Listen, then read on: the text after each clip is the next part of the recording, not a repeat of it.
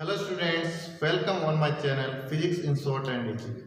तो आज हम शुरू करने जा रहे हैं नीट और जेईई के सिलेबस के हिसाब से क्रैश कोर्स मॉडर्न फिजिक्स का। देखो, मॉडर्न फिजिक्स का जो पीएमटी के अंदर जो वेटेज है वो वेटेज लगभग 4 से 5 क्वेश्चन के आसपास है कि 4 से 5 क्वेश्चन लगभग हर साल मॉडर्न फिजिक्स से आते हैं। इसीलिए इसको सबसे पहले शुरू करने का मतलब भी यही है कि मॉडर्न फिजिक्स जो होता है वो एक इजी सा टॉपिक होता है और 4-5 क्वेश्चन देख कर जाता है। तो शुरू करते हैं मॉडर्न फिजिक्स का जो पहला यूनिट है फोटो इलेक्ट्रिक इफेक्ट से। फोटो इलेक्ट्रिक इफेक्ट या प्रकाश विद्युत प्रभाव। देखो, हम इसकी हिस्ट्री के अंदर तो जाएंगे नहीं कि हिस्ट्री तो इसकी बहुत लंबी है।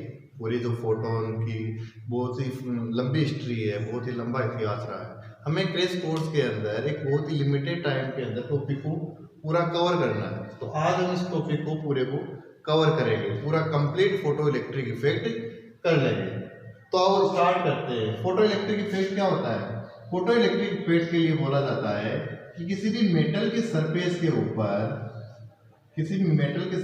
ऊपर जब लाइट आती है, किसी भी मेटल के सरफेस के ऊपर जब कोई लाइट आके गिरती है, प्रकाश आकर के गिरता है, तो लाइट क्या होती है? लाइट एक इलेक्ट्रोमैग्नेटिक वेव होती है जिसके पास में एनर्जी होती है। लाइट के पास में एनर्जी होती है और ये एनर्जी लाइट इस मेटल के अंदर क्या होते हैं? मेटल किससे मिलकर बनी होती है? मॉलिक्यूल से। और मॉलिक्यूल किससे? एटम से। तो इस मेटल के अंदर एटम्स होंगे और इस एटम के चारों तरफ क्या होते हैं? सर्कुलर शेल में इलेक्ट्रॉन मूव करते रहते हैं। तो जैसे ही ये एनर्जी आकर के इस मेटल से टकराएगी, यानी एटम से टकराएगी, तो ये एनर्जी से एटम को मिलेगी। इस एटम को मिलेगी तो इस एनर्जी मिलने के कारण क्या होगा? ये इलेक्ट्रॉन मूव होगा, इलेक्ट्रॉन यहाँ से बाहर निकलेगा। तो इसी घटना को बोला जाता है प्रकाश विद्युत प्रभाव, फोटो इलेक्ट्रिक इफेक्ट। जब किसी मेटल के सरफेस के ऊपर लाइट आती है, लाइट के कारण आने के कारण, एनर्जी के कारण वहां से इलेक्ट्रॉन निकलता है, तो उस इलेक्ट्रॉन निकलने के कारण उस जो प्रभाव होता है, प्रकाश का आना, लाइट इलेक्ट्रॉन का निकलना, उसे कहा जाता है फोटो इलेक्ट्रिक इफेक्ट।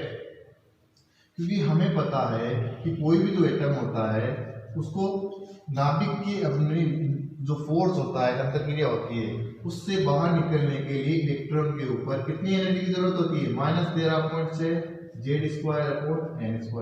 अगर मैं हाइड्रोजन एटम के लिए बोलता हूँ कि हाइड्रोजन की फर्स्ट क्लास के अंदर अगर कोई इलेक्ट्रॉन है तो उसे मुक्त करने के लिए -13.6 इलेक्ट्रॉन वोल्ट एनर्जी चाहिए होती है। सेकेंड क्लास के अंदर होता है तो -3.4 इलेक्ट्रॉन वोल्ट एनर्जी चाहिए होती है। इतनी एनर्जी अगर इसे मिल गई तो यहाँ से इलेक्ट्रॉन रिलीज हो जाएगा। तो किसी मेटल के सरफेस के ऊपर लाइट आना, इलेक्ट्रॉन निकलना, ये सिनेरियो क्या कहलाता है? Photoelectric effect. लाइट के कारण इलेक्ट्रॉन का बाहर आना। अच्छा, ये जो लाइट आती है, लाइट एनर्जी लेकर के आती है और इस एनर्जी के बारे में प्लांक नामक साइंटिस्ट ने बताया कि लाइट जब अपने साथ में एनर्जी लाती है तो वो एनर्जी छोटे छोटे एनर्जी पैकेट्स के रूप में लाती है। लाइट अपनी एनर्जी छोटे छोटे स्मॉल पैकेट्स के रूप में एनर्जी लाती है। तो जो सबसे स्मॉल एनर्जी का जो पैकेट होता है, सबसे स्मॉलेस्ट एनर्जी पैकेट, जो सबसे स्मॉलेस्ट एनर्जी का पैकेट होता है, जो सबसे कम ऊर्जा का पैकेट होता है, उसे बोला जाता है फोटोन। उसे बोला जाता है क्या? फोटोन। लाइट अपनी एनर्जी छोटे छोटे पैकेट्स के रूप में लाती है। प्लांक ने कहा था ये कि लाइट अपनी एनर्जी छोटे छोटे पैकेट्स के रूप में लाती है और ये जो सबसे छोटी एनर्जी का पैकेट होता है इसे कहा जाता है फोटोन। और इसके प्लांक के अनुसार इस फोटोन की ऊर्जा कितनी होती है? h होती है। म्यू क्या होती है? इसकी फ्रीक्वेंसी होती है। अब इस फोटोन से रिलेटेड कुछ पॉइंट्स बोले जाते हैं, कुछ इंपॉर्टेंट बातें बोली जाती है कि फोटोन जो होता है, पहली बात तो बोली जाती है, देखो फोटोन क्या हो रहा है? लाइट के साथ आ रहा है, यानी कि लाइट की स्पीड से चलता है। फोटोन लाइट के साथ एनर्जी लेकर के आ रहा है, मतलब फोटोन लाइट की स्पीड से चलता है। लाइट की स्पीड से चलता है, इसकी वेलोसिटी कितनी होती है? c के बराबर होती है। सेकेंड पॉइंट, जो फोटोन होता है वो फोटोन एक न्यूट्रल पार्टिकल बोला जाता है कि फोटोन एक न्यूट्रल पार्टिकल होता है, और जो भी न्यूट्रल पार्टिकल होता है उसे अगर इलेक्ट्रिक फील्ड में रखा जाए या मैग्नेटिक फील्ड के अंदर रखा जाए, उसके ऊपर कोई इफेक्ट नहीं होता। यानी कि जो फोटोन होता है, ये photon electric and magnetic field जो होता है उससे डिस्ट्रैक्ट नहीं होता, उससे डिस्ट्रैक्ट नहीं होता। इलेक्ट्रिक और मैग्नेटिक का इस पर कोई प्रभाव नहीं पड़ता, क्योंकि ये न्यूट्रल पार्टिकल है, लाइट की स्पीड से चलता रहता है। अच्छा, फिर इसके बाद में इसका नेक्स्ट पॉइंट बोला जाता है कि जो फोटोन होता है, ये फोटोन का रेस्ट मास जो होता है फोटोन का वो जीरो होता है। इसलिए बोला जाता है जीरो कि फोटोन एक लाइट की स्पीड से चलने वाला पार्टिकल होता है, इसका रेस्ट के अंदर कोई अस्तित्व ही नहीं है। तो रेस्ट में इसका कोई अस्तित्व ही नहीं है, तो इसका रेस्ट द्रव्यमान कितना माना जाता है? जीरो माना जाता है कि फोटोन अगर रेस्ट में रहेगा तो उसका कोई अस्तित्व ही नहीं रहेगा, यानी उसके पास में कोई मास ही नहीं रहेगा। अच्छा, फिर इसके बाद में बोली जाती है एनर्जी, कि फोटोन की जो एनर्जी होती है वो प्लांक के अनुसार होती है h म्यू, और आइंस्टाइन के अनुसार इसकी एनर्जी होती है mc²। किसी m मास के पार्टिकल अगर c स्पीड से चल रहा होता है तो आइंस्टाइन के अनुसार उसकी एनर्जी होती है mc²।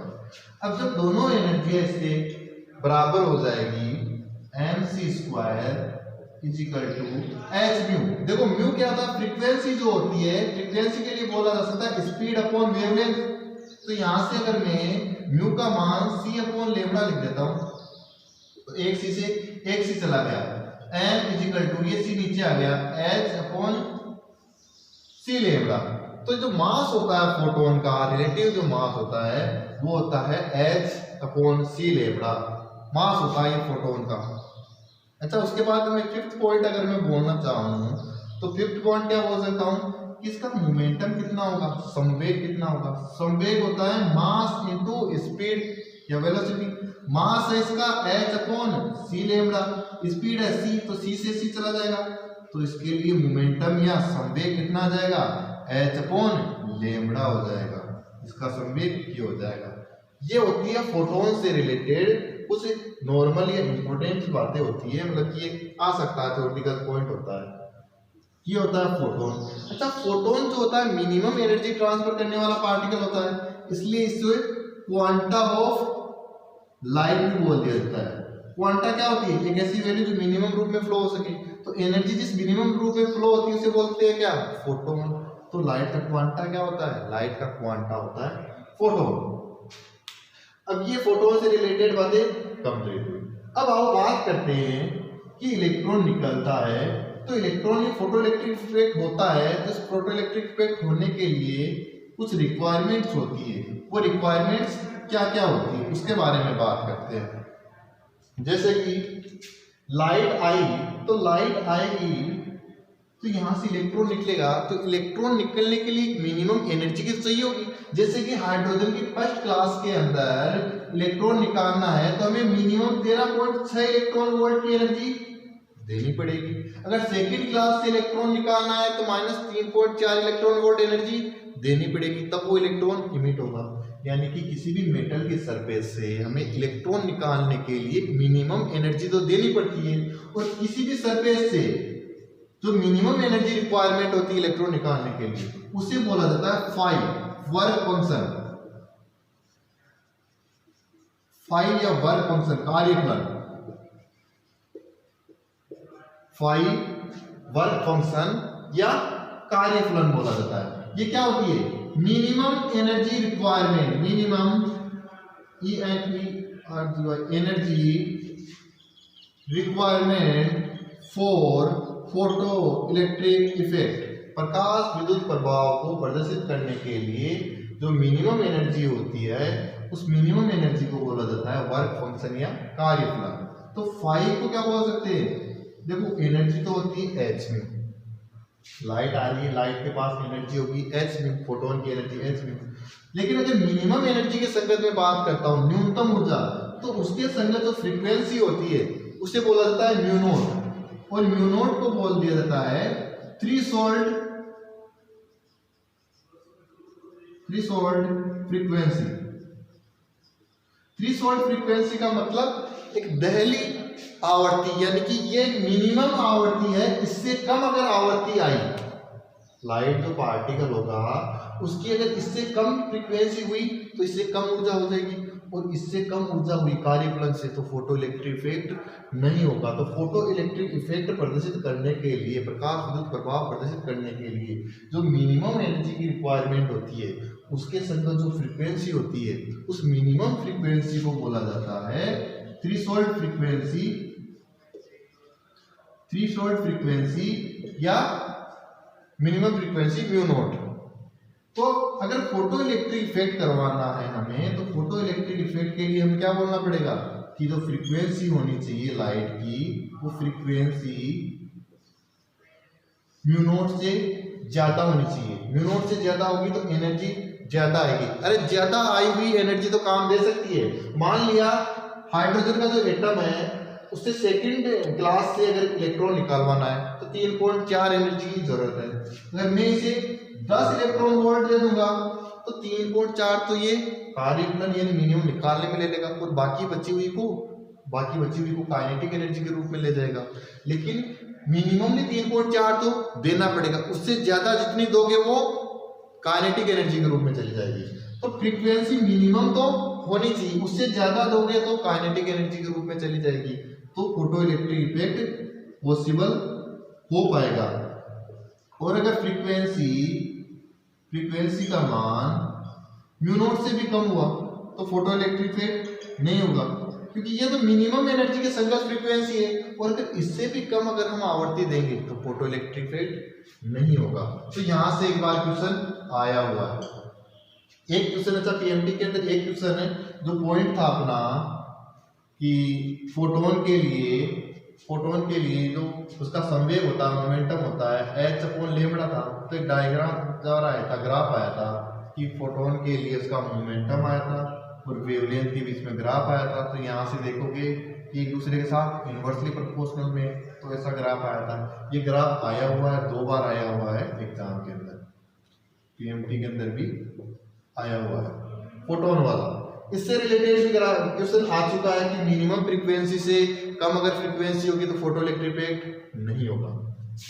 अच्छा, उसके बाद में फ्रीक्वेंसी से रिलेटेड ही पॉइंट होता है वेवलेंथ। देखो फ्रीक्वेंसी होती है फ्रीक्वेंसी होता है c/λ। लेमडा क्या होता है? वेवलेंथ। अगर फ्रीक्वेंसी मिनिमम चाहिए होगी तो वेवलेंथ कितनी चाहिए होगी? मैक्सिमम चाहिए होगी। अरे फ्रीक्वेंसी अगर फोटो इलेक्ट्रिक इफेक्ट प्रदर्शित करना है तो उसके संगत फ्रीक्वेंसी अगर मिनिमम है तो वेवलेंथ क्या होगी? मैक्सिमम होगी। तो मैक्सिमम वेवलेंथ जो होती है वो होती है लैम्डा नॉट। इसे बोल दिया जाता है थ्रेशोल्ड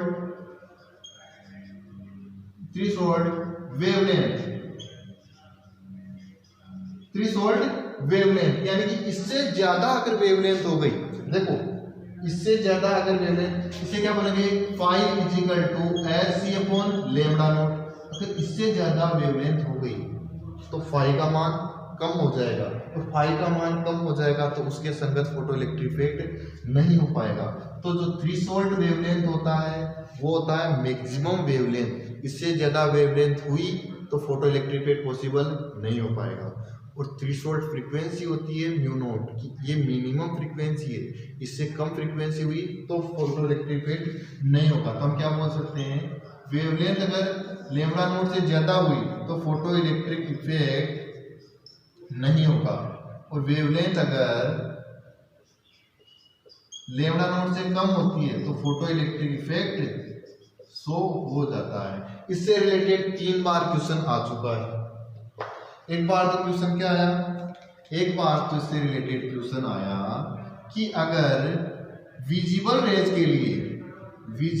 के लिए फोटो इलेक्ट्रिक इफेक्ट पॉसिबल नहीं है, विजिबल रेज के लिए फोटो इलेक्ट्रिक इफेक्ट पॉसिबल नहीं है, तो कौन सी के लिए पॉसिबल हो सकता है? अल्ट्रावायलेट, इंफ्रारेड, रेडियो वेव और माइक्रोवेव।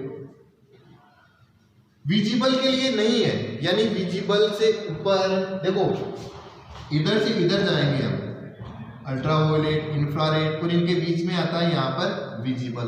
तो इधर से इधर की तरफ जा रहे हैं तो लेमड़ा का मान बढ़ता चला जा रहा है। विजिबल पर भी फोटो इलेक्ट्रिक इफेक्ट नहीं हो रहा है, यानी कि इस पर नहीं हो रहा है, तो इसके आगे तो डेफिनेटली नहीं होगा, क्योंकि इसके आगे तो और लेमड़ा बढ़ता जाएगा तो और फिर मतलब कि एनर्जी घटती जाएगी, तो इसके आगे तो फोटो इलेक्ट्रिक इफेक्ट पॉसिबली नहीं है। पॉसिबली कहाँ है? जहाँ लेमड़ा का मान घटेगा, लेमड़ा का मान घटेगा वहीं पर फोटो इलेक्ट्रिक इफेक्ट पॉसिबल हो पाएगा। एक बार क्वेश्चन ये आया था कि अगर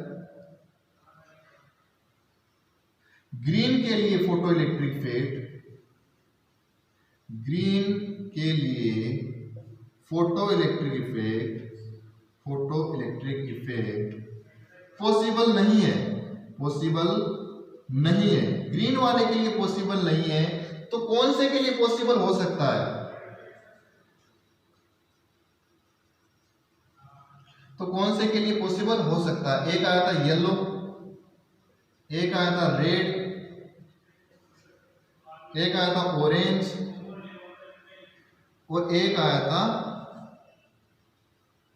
ब्लू।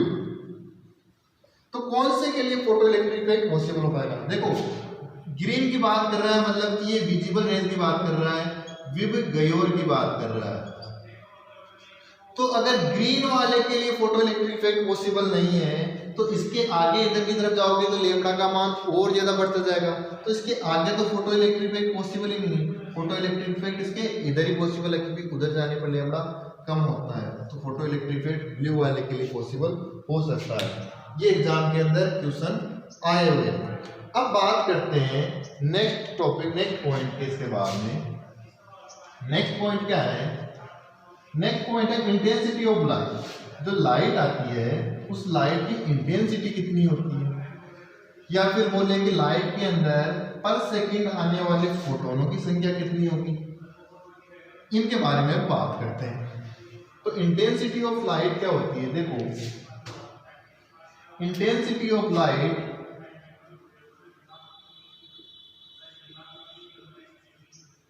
प्रकाश की तीव्रता, प्रकाश की तीव्रता, इंटेंसिटी ऑफ लाइट। अब देखो इंटेंसिटी ऑफ लाइट के लिए क्या बोला जाता है कि किसी मेटल के per unit area per unit time के अंदर आने वाली एनर्जी, किसी सरफेस के per unit area per unit time के ऊपर आने वाली एनर्जी जो होती है उसे इंटेंसिटी द्वारा प्रदर्शित करते हैं। किसी सरफेस के per unit area per unit time के अंदर उस पर आने वाली एनर्जी जो होती है वो उसकी इंटेंसिटी कहलाती है।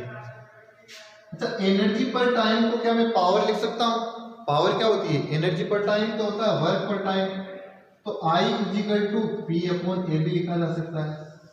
अच्छा, ए जो होता है, अगर जो सोर्स है लाइट इमिटिंग करने वाला जो सोर्स है वो अगर पॉइंट सोर्स है तो वो अपने चारों तरफ लाइट इमिट करेगा, तो उसके कारण जो एरिया लिया जाएगा वो एरिया स्फेरिकल लिया जाएगा। तो वहां पर जो इंटेंसिटी होती है वो होती है P upon 4 pi r square के अनुसार आती है। यानी इंटेंसिटी पॉइंट चार्ज के लिए, पॉइंट सोर्स के लिए रेडियस के इनवर्सली प्रोपोर्शनल होती है। अब बात करते हैं कि पर second number of photon, number of photon per second, number of photon per second, कि एक सेकेंड के अंदर लाइट से कितने फोटोन आ रहे हैं। तो देखो लाइट से आ रही है इंटेंसिटी, एनर्जी आ रही है किसी सरफेस के एरिया ए पर टाइम टी के अंदर एनर्जी आ रही है। एनर्जी को हम क्या लिख सकते हैं? एनर्जी लिख सकते हैं फोटोन के लिए एच न्यू, ए अपॉन टी। लेकिन ये एच न्यू क्या है? ये तो एक फोटोन की ऊर्जा है, तो हम क्या बोलेंगे कि किसी टाइम टी पर फोटोन के पास एनर्जी एच न्यू है एक के पास, तो यहाँ पर आने वाले फोटोन तो एन होंगे, बहुत सारे फोटोन आ रहे हैं। अरे लाइट से किसी सरफेस के ऊपर लाइट से बहुत सारे फोटोन आ रहे हैं, तो टोटल एनर्जी कितनी आ जाएगी? Number of photon into H new, ये आ जाएगी सरफेस पे आने वाली कुल ऊर्जा। अच्छा, जो number of photon upon taken time है, इसे क्या मैं फोटोन पर सेकंड बोल सकता हूँ? बिल्कुल बोल सकते हैं। तो यहाँ से I इज इक्वल टू क्या जाएगा, number of photon per second H mu upon ए। तो नंबर ऑफ फोटोन आ जाएगा I into A upon H mu. तो I इंटू ए को लिख सकता हूँ मैं P, I इंटू ए को P, एच म्यू को लिख सकता हूँ मैं C लेमड़ा। तो यहाँ से number of photon per second आ जाएगा P lambda upon h c, या इसके लिए बोल सकते हैं 5 into 10 to the power 24 P lambda, इसका मान डायरेक्ट ये आ जाएगा पर सेकेंड, यानी कि प्रति सेकेंड इतने फोटोन आएंगे। पर सेकेंड किसी सरफेस के ऊपर लाइट के अंदर इतने फोटोन आएंगे, जिसके लिए वेवलेंथ इतना होगा और पावर इंटेंसिटी पावर इतना होगा। बोल दिया जाए कि किसी लाइट के लिए इतनी पावर है, उसका वेवलेंथ इतना है, तो पर सेकंड कितने फोटोन आएंगे, तो पर सेकंड फोटोनों की संख्या आ जाएगी 5 × 10⁻24 P लेमड़ा। अब ये होता है कि सरफेस पे पर सेकंड आने वाले फोटोनों की संख्या। इलेक्ट्रॉनों की संख्या बोली जाए तो क्या होगी, देखो किसी सरफेस के ऊपर फोटोन आ रहे हैं, फोटोन आकर के क्या करेंगे, इलेक्ट्रॉनों को निकलवाएंगे। क्या 100 फोटोन आ रहे हैं तो 100 के 100 इलेक्ट्रॉन निकल जाएंगे, ऐसा तो पॉसिबल नहीं है, क्योंकि एनर्जी अलग अलग के लिए अलग अलग एनर्जी होती है। तो फिर उसके लिए क्या यूज किया जाता है, नीटा। नीटा क्या होता है, नीटा होता है इसकी दक्षता कि नंबर ऑफ फोटोन कितने आ रहे हैं, नंबर ऑफ इलेक्ट्रॉन कितने निकल रहे हैं। तो नंबर ऑफ इलेक्ट्रॉन जो आएंगे वो आएंगे नीटा इंटू फोटोनों की संख्या पर सेकेंड। कि अगर दक्षता होती है, एफिशिएंसी बोलते हैं नीटा को, अगर 100% होगी तो 100% होने का मतलब जितने इलेक्ट्रॉन प्रोड्यूस होंगे उतने के उतने फोटोन आएंगे, यानी फोटोन आएंगे उतने के उतने इलेक्ट्रॉन आ जाएंगे। तो दक्षता पर डिपेंड करता है। अब देखो इसके बाद जो नेक्स्ट पॉइंट आता है, वो नेक्स्ट पॉइंट ये आता है कि फोटोन, ये जो लाइट पार्टिकल है, ये किसी सरफेस के यहाँ पर टकराते हैं, तो उस टकराने के बाद में सरफेस के ऊपर फोर्स कितना लगाते हैं, तो उस फोर्स की बात करते हैं। देखो लाइट जो आती है उसके अंदर होता है फोटोन, और फोटोन के पास में क्या होता है, मोमेंटम कितना, P = h लेमड़ा, इतना संवेग होता है एक फोटोन के पास में। अब ये फोटोन इससे टकराएगा और लौट करके वापस भी जाएगा, तो इसका जो मोमेंटम चेंज होगा, संवेग में परिवर्तन होगा, वो हो जाएगा क्या, 2h लेमड़ा। अरे h lambda minus h lambda, क्यों, एक की दिशा प्लस मानोगे तो दूसरे की माइनस माननी पड़ेगी।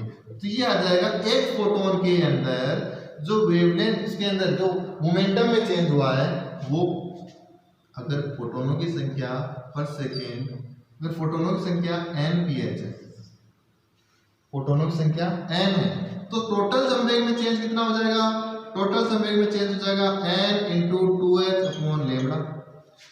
फोर्स क्या होता है, फोर्स होता है dp/dt।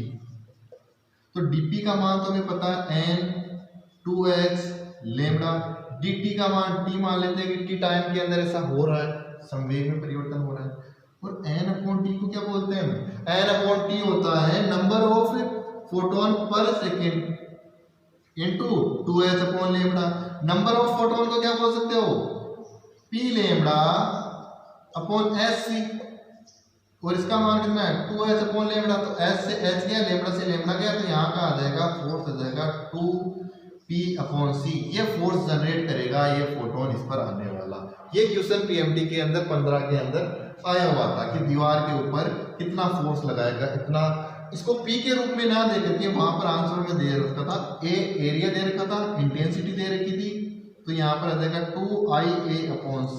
ये क्वेश्चन PMT के अंदर आया था 15 के आसपास, 14 या 15 में आया था।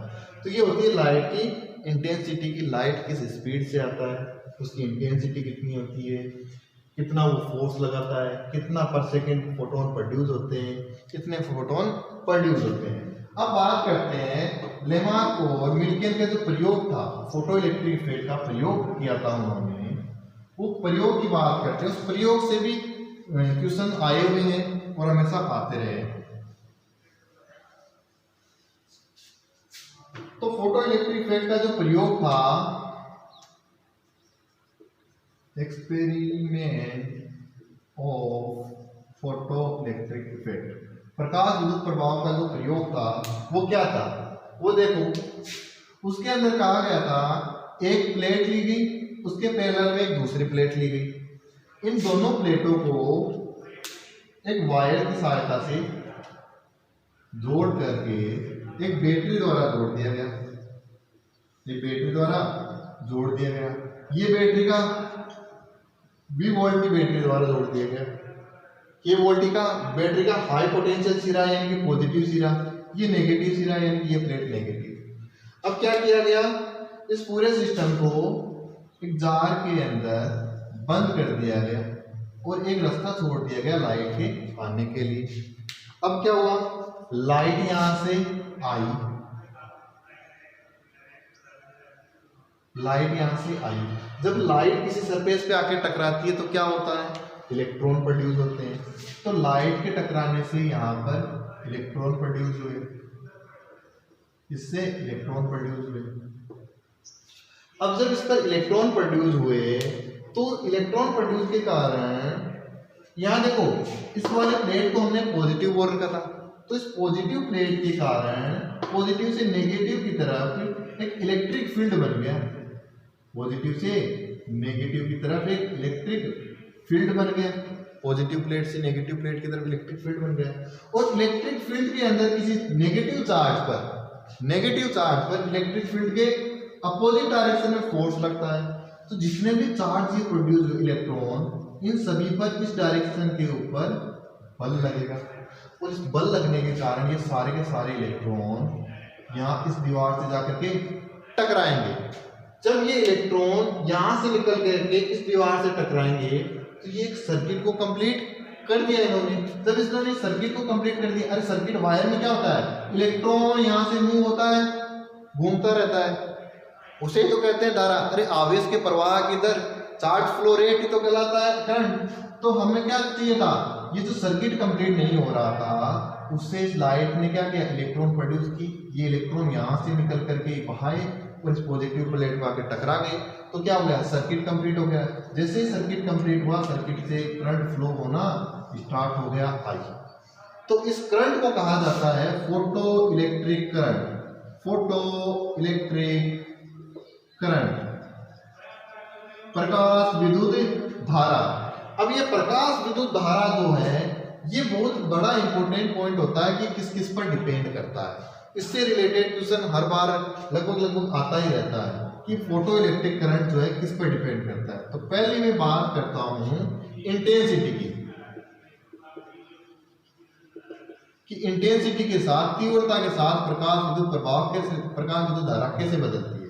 देखो इंटेंसिटी का मतलब क्या होता है कि कितने फोटोन आ रहे हैं। इंटेंसिटी क्या होता है, टोटल एनर्जी होती है।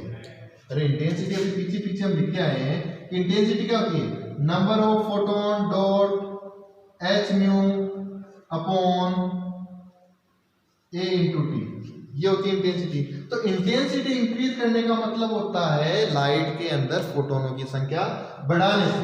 तो इंटेंसिटी इंक्रीज करेंगे तो क्या बढ़ेंगे, जब इंटेंसिटी इंक्रीज करेंगे तो number of photon per second बढ़ेंगे। जब number of photon per second बढ़ेंगे, लाइट के अंदर फोटोन आ रहे हैं, अगर आने वाले फोटोनों की संख्या ज्यादा हो गई तो निकलने वाले इलेक्ट्रॉनों की संख्या भी ज्यादा होगी, क्योंकि ज्यादा फोटोन आके टकरा रहे हैं तो ज्यादा इलेक्ट्रॉन निकलेंगे, तो निकलने वाले इलेक्ट्रॉनों की संख्या भी ज्यादा हो गई। जब इलेक्ट्रॉनों की संख्या ज्यादा हो गई तो करंट भी ज्यादा हो जाएगी, क्योंकि करंट क्या होते हैं, आवेश के प्रवाह की दर तो होती है, ज्यादा इलेक्ट्रॉन आएंगे तो ज्यादा धारा बनेगी। तो हम क्या बोल सकते हैं कि इलेक्ट्रिक करंट जो होती है वो डायरेक्टली प्रोपोर्शनल होती है इंटेंसिटी की। इंटेंसिटी बढ़ाओगे, नंबर ऑफ फोटोन बढ़ेंगे, नंबर ऑफ इलेक्ट्रॉन बढ़ेंगे तो आई बढ़ेगा, करंट बढ़ेगा। तो इंटेंसिटी डायरेक्टली प्रोपोर्शनल होती है इसके करंट के, या करंट डायरेक्टली प्रोपोर्शनल होती है इंटेंसिटी के। अच्छा यहाँ से एक पॉइंट और बोल सकते हैं, इंटेंसिटी के लिए अभी हमने बोल के आए हैं कि इंटेंसिटी होती है P अपॉन ए, या फिर इनवर्सली प्रोपोर्शनल होती है दूरी के। तो अगर इंटेंसिटी इनवर्सली प्रोपोर्शनल है दूरी के तो धारा भी इनवर्सली प्रोपोर्शनल होगा किसके, दूरी के। यानी ये वाली दूरी कौन सी, प्लेटों के बीच की दूरी। यानी मैं बोल सकता हूँ, यहाँ से क्वेश्चन आया हुआ भी है, 2 बार 3 बार क्वेश्चन यहाँ से आया हुआ है क्या, कि प्लेटों के बीच की दूरी अगर मैं आधी कर दूं, प्लेटों के बीच की दूरी आधी कर दूं तो प्रकाश विद्युत धारा पर क्या प्रभाव पड़ेगा।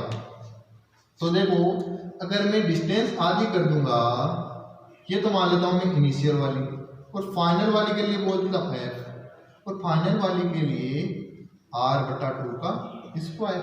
अगर दूरी आधी हो गई तो r square by 4r square, r square से r स्क्वायर कैंसिल हो जाएगा, यानी कि अगर दूरी आधी हो जाएगी तो धारा जो होगी वो 4 गुना हो जाएगी प्रारंभिक मान की, क्योंकि दूरी आधी होगी तो 1/4 का स्क्वायर होगा, 4 इधर जाएगा तो 4 गुना बन जाएगी प्रारंभिक की।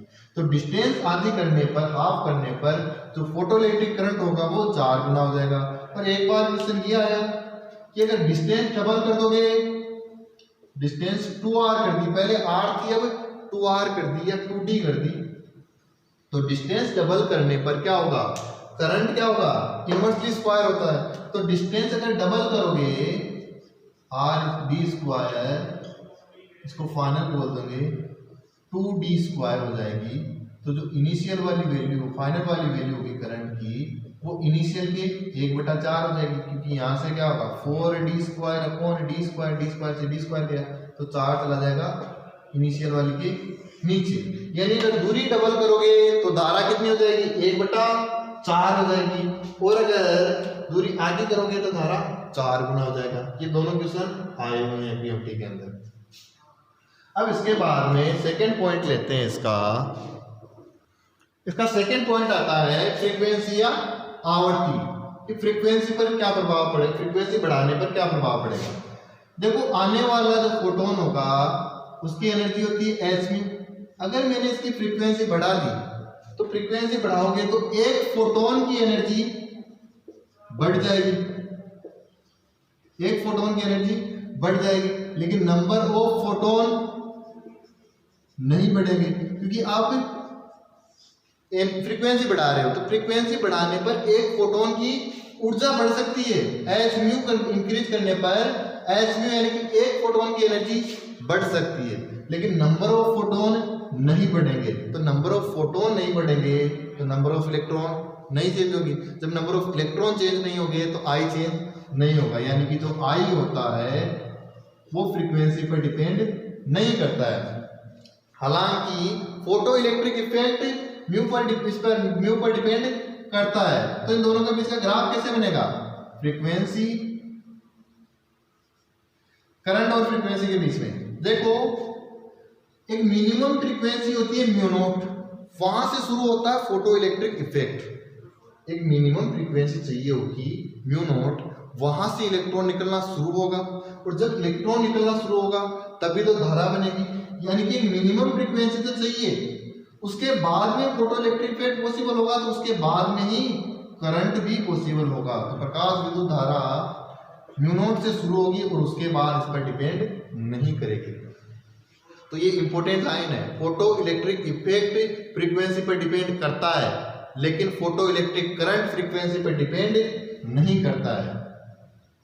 उसके बाद में जो थर्ड पॉइंट आता है और जो इंपॉर्टेंट पॉइंट आता है वो आता है वोल्टेज वाला, कि वोल्टेज के साथ में ये कैसे डिपेंड होता है वोल्टेज के साथ में। तो थर्ड पॉइंट आता है वोल्टेज, विभव।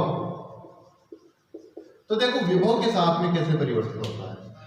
मान लिया मैं विभव और धारा के बीच का ग्राफ बनाना चाहता हूं, तो मैं बोलता हूं कि 0 वोल्ट रखूं। अगर मैं इस बैटरी का वोल्टेज पोटेंशियल 0 रखता हूं तो उस समय धारा का मान कितना होगा। तो देखो अगर मैं इसका मान 0 रखता हूं तो ये दोनों टर्मिनल 0 वोल्टेज पर रहेगा, कोई सा भी पॉजिटिव कोई सा भी नेगेटिव नहीं रहेगा। तो उस कंडीशन में क्या होगा, प्रकाश आएगा, लाइट आई इस पर।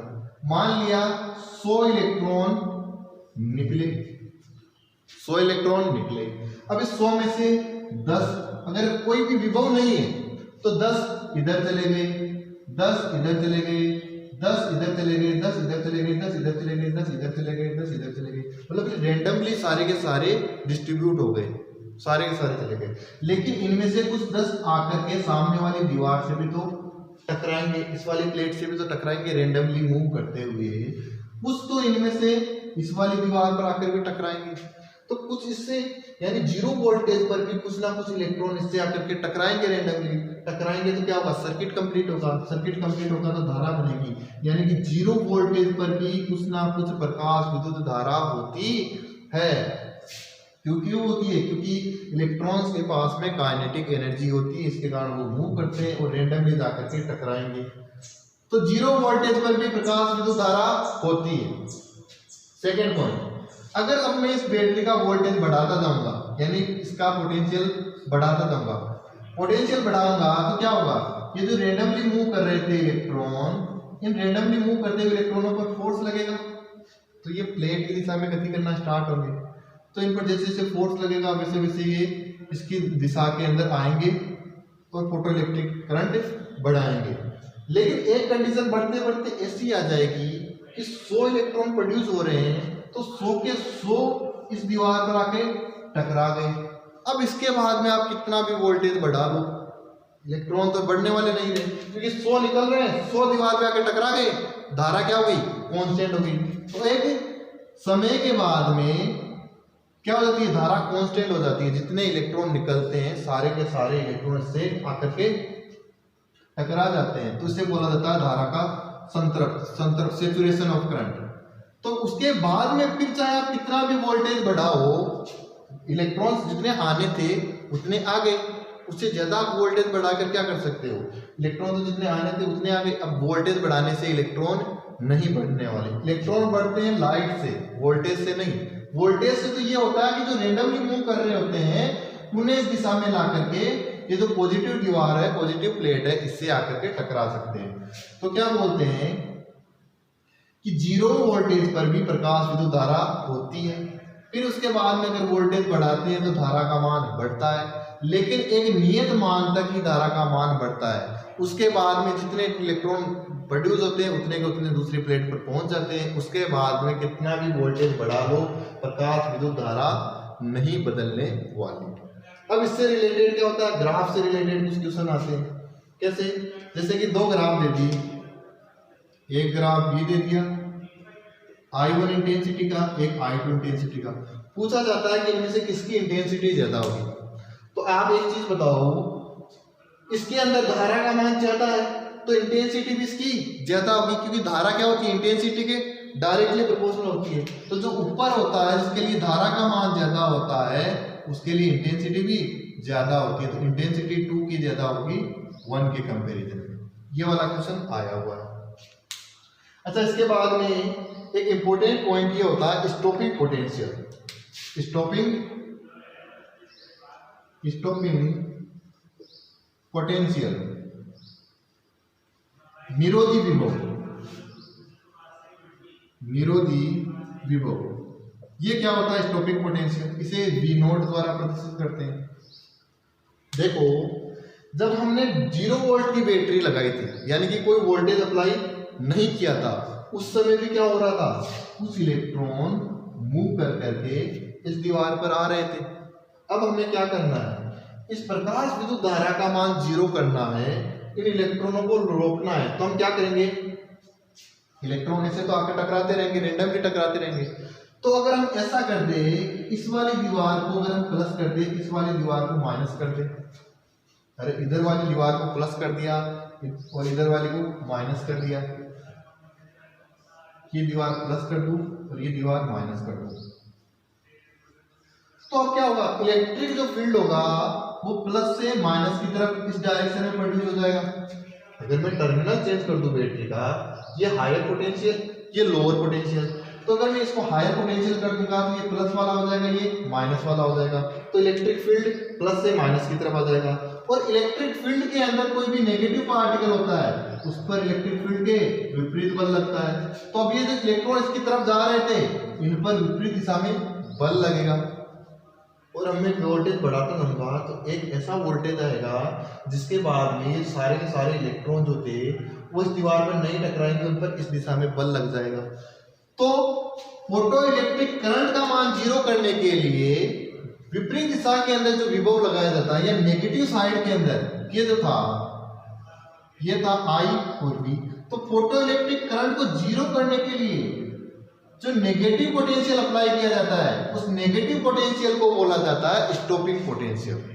फोटो इलेक्ट्रिक करंट को 0 करने के लिए जो नेगेटिव पोटेंशियल अप्लाई किया जाता है उसे स्टॉपिंग पोटेंशियल कहते हैं। या फिर इसकी एक डेफिनेशन ये बोली जाती है, ये जो इलेक्ट्रॉन है ये गति कर रहे हैं। तो इनमें से जो अधिकतम, जो सबसे ज्यादा गतिज ऊर्जा का इलेक्ट्रॉन होगा, उसे रोकने के लिए जो मैक्सिमम काइनेटिक एनर्जी का जो इलेक्ट्रॉन होगा, उसको रोकने के लिए जो पोटेंशियल अप्लाई किया जाता है उसे स्टॉपिंग पोटेंशियल कहा जाता है।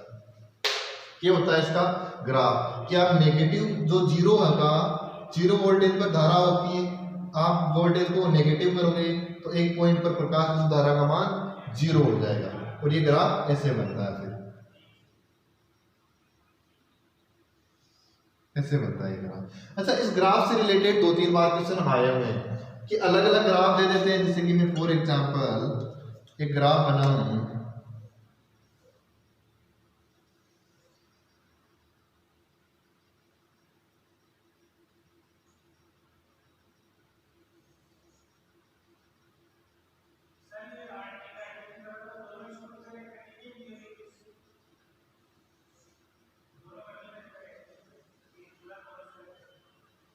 ये मैंने ग्राफ बना दिया एक,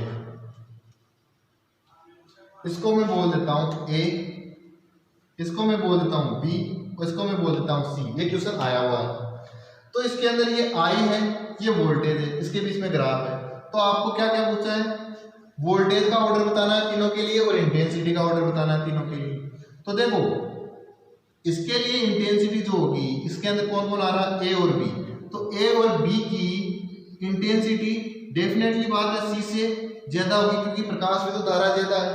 तो ए और बी के लिए क्या बोलूंगा? इंटेंसिटी ए बराबर होगी बी के, और वो ज्यादा होगी किससे? सी से, क्योंकि प्रकाश में तो धारा ए बी के लिए ज्यादा है। सेकेंड, अब बात करते हैं वोल्टेज की, स्टॉपिंग पोटेंशियल की। तो स्टॉपिंग पोटेंशियल की एक चीज देखो, ये वाले पॉइंट पर पोटेंशियल सेम है, इसका पोटेंशियल ज्यादा है। तो स्टॉपिंग पोटेंशियल किसका ज्यादा होगा? बी, और जो सी होगा उसके लिए तो वोल्टेज, बी और सी के लिए तो वोल्टेज क्या होगा? सेम होगा। बी और सी के लिए वोल्टेज सेम होगा।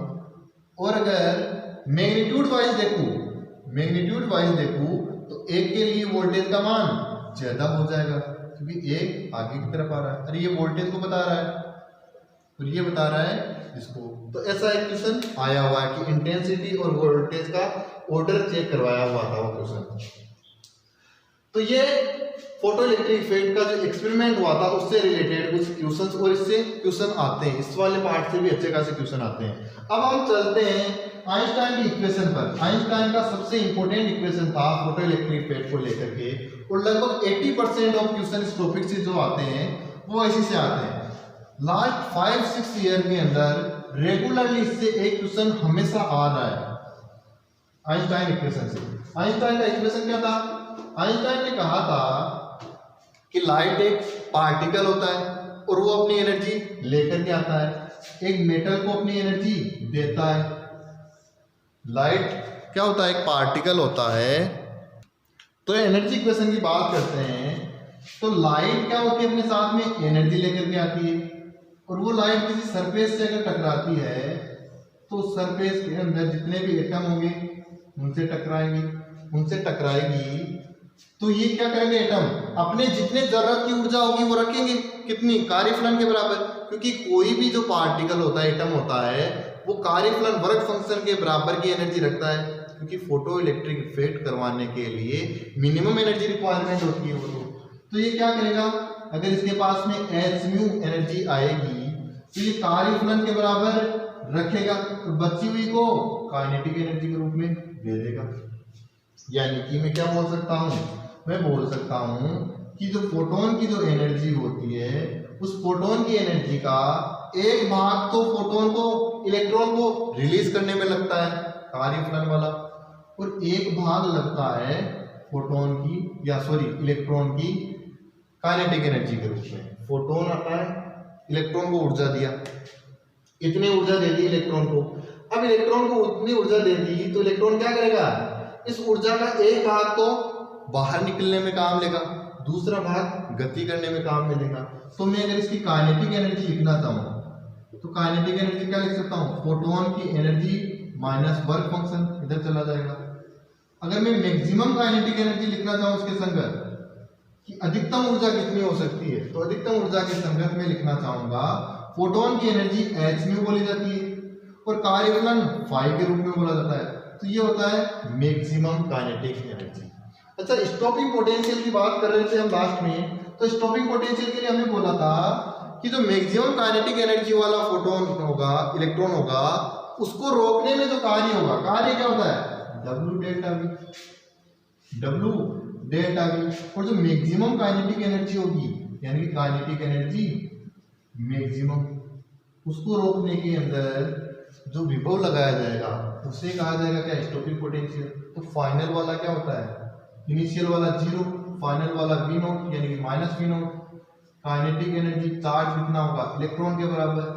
तो ये जो वोल्टेज होगा स्टॉपिंग पोटेंशियल वो होगा काइनेटिक एनर्जी मैक्सिमम बटा इलेक्ट्रॉन।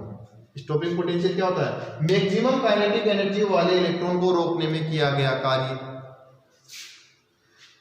तो यहां से मैं एक चीज बोल सकता हूं कि अगर मैं स्टॉपिंग पोटेंशियल के रूप में लिखना चाहूं उसका मैग्नीट्यूड, तो मैं बोल दूं कि h mu upon electron minus phi upon electron, इसका भाग लग जाएगा। तो यहां से स्टॉपिंग पोटेंशियल के रूप में भी आंसर लिखा जा सकता है। ये होता है आइंस्टाइन का इक्वेशन। क्या फिर एक और होता है काइनेटिक एनर्जी जो मैक्सिमम होती है, इसके लिए बोला जाता है कि 1/2 mass of electron maximum velocity का स्क्वायर। ये होता है आइंस्टाइन का इक्वेशन और इस इक्वेशन से 80% क्वेश्चन आते हैं। हर 5 में से 4 क्वेश्चन इसी इक्वेशन से रिलेटेड आते हैं। क्या हो सकते हैं, जैसे किसी सरफेस का कार्यफलन है 0.5, फोटोन की ऊर्जा है 1 इलेक्ट्रॉन वोल्ट, तो काइनेटिक एनर्जी कितनी होगी। अरे एग्जांपल के तौर पर बोलूं कि किसी सरफेस का फाई है 0.5 इलेक्ट्रॉन वोल्ट, उस फोटोन की ऊर्जा है 1 इलेक्ट्रॉन वोल्ट, तो कार्य जो काइनेटिक एनर्जी कितनी होगी इलेक्ट्रॉन की।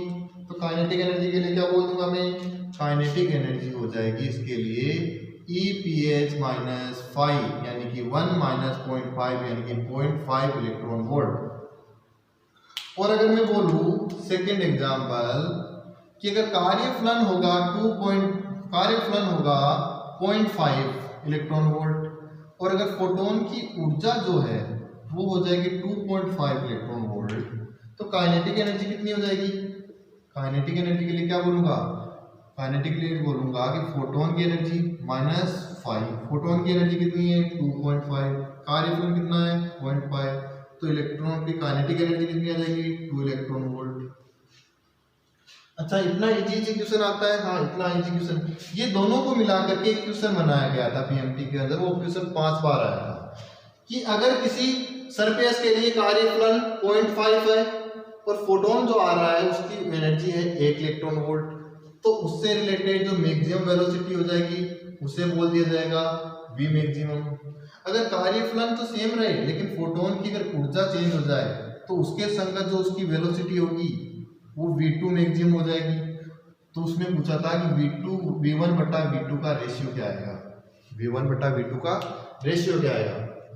तो हम यहाँ से बोल सकते हैं कि इसके लिए काइनेटिक एनर्जी 0.4, इसके लिए काइनेटिक एनर्जी 2, तो काइनेटिक एनर्जी का रेशियो कितना आ जाएगा 1/4। काइनेटिक एनर्जी का रेशियो क्या आ जाएगा 1/4।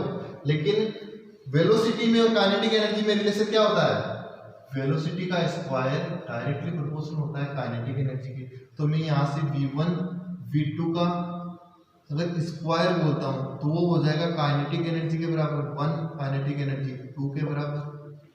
काइनेटिक एनर्जी पहले की 0.5 है, दूसरे की 2 है, रेशियो 1/4 है, तो ये आ जाएगा स्क्वायर में। लेकिन अगर स्क्वायर ना होगा तो दोनों तरफ अंडर रूट होगा, तो इसका मान आ जाएगा 1:2।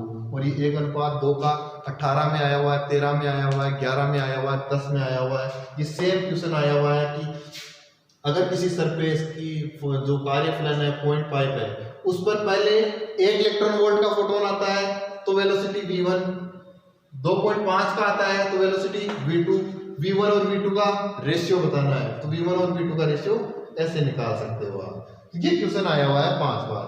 अच्छा, आजकल जो सबसे ज्यादा क्वेश्चन ट्रेंडिंग के अंदर चल रहे हैं वो क्वेश्चन क्या चल रहा है ट्रेंडिंग के अंदर, वो क्वेश्चन चल रहे हैं स्टॉपिंग पोटेंशियल से रिलेटेड। कौन से, इसी में कि अगर क्वेश्चन क्या चल रहे हैं कि अगर इसका मान वेवलेंथ का मान क्या हो जाए, फ्रीक्वेंसी का मान डबल हो जाए। पहले फ्रीक्वेंसी म्यू है तो कार्य जो स्टॉपिंग पोटेंशियल वी नॉट है, फिर फ्रीक्वेंसी अगर 2 म्यू हो जाए तो उसके बाद में स्टॉपिंग पोटेंशियल का मान कितना हो जाएगा, या फिर कार्य फलन का मान कितना हो जाएगा, वी नॉट का मान, वी नॉट का यानी कि जो थ्रेशोल्ड फ्रीक्वेंसी होगी उसका मान कितना हो जाएगा। तो ये सारे रिलेटेड क्वेश्चन आते हैं फोटो इलेक्ट्रिक इफेक्ट से। तो ये फोटो इलेक्ट्रिक इफेक्ट अपना टॉपिक कंप्लीट होता है। धन्यवाद। आगे हम शुरू करेंगे मैटर वेव। तो मॉडर्न फिजिक्स जो होगी वो 4 लेक्चर के अंदर, लगभग 3 या 4 लेक्चर में कंप्लीट हो जाएगी।